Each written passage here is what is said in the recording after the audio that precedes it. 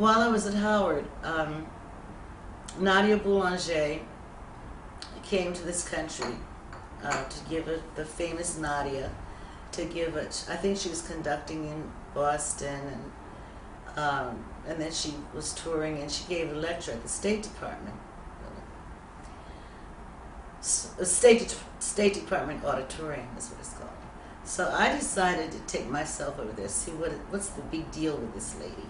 Right. Because I really didn't know anything about her. Right. You'd heard of her, but. Yeah. And so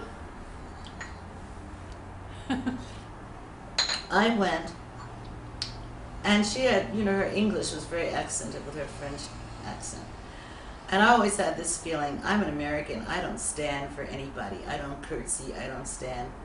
And I noticed they were treating her with such deference. When she finished speaking, I jumped to my feet applauding.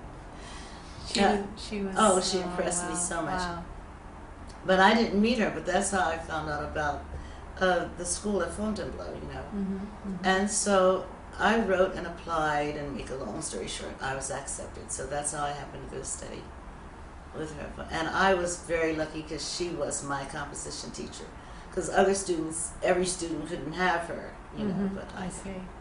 Is it right there at the castle in Fontainebleau? So you lived there in the school. The school is that whole area, and because I've been there and I just found it fascinating. It's like and on the castle. streets surrounding it is where the apartments were, or for the students. I see. Yeah.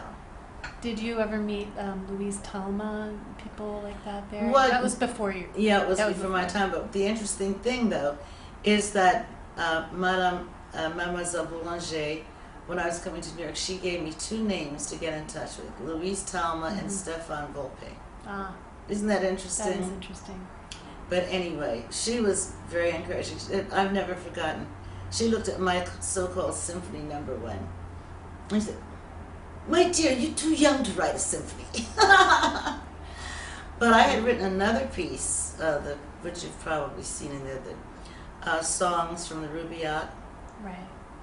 And Is that the oboe? Yeah, it's voice and oboe, and that was supposed to be done on a concert at Howard by Evelyn White, and the oboe's last name was White also, but they weren't related. But for some reason, it didn't take place. But at the same time, I was involved in a musical called Race for Space.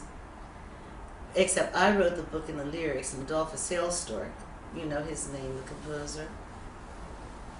Sounds somewhat familiar. Yeah, his music's been done on it. He's not an ACA member. He wrote the music.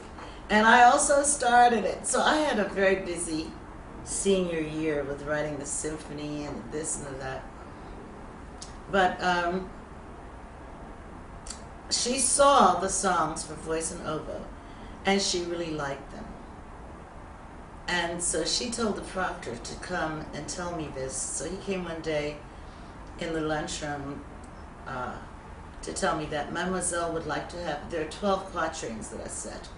You know, that book by FitzGerald, the translation has 105 quatrains. And the biggest part was narrowing it down to just, I had 48, then I had 36, and then I got it to 12, and to make a continuous storyline with those, using those 12 poems. Mm-hmm, mm-hmm. So he said, now they had student concerts, but they had evening concerts in the Jeu de Paume at Fontainebleau. Mademoiselle would like to have your work done on an evening concert, but she only wants 6 quatrains done. And I said,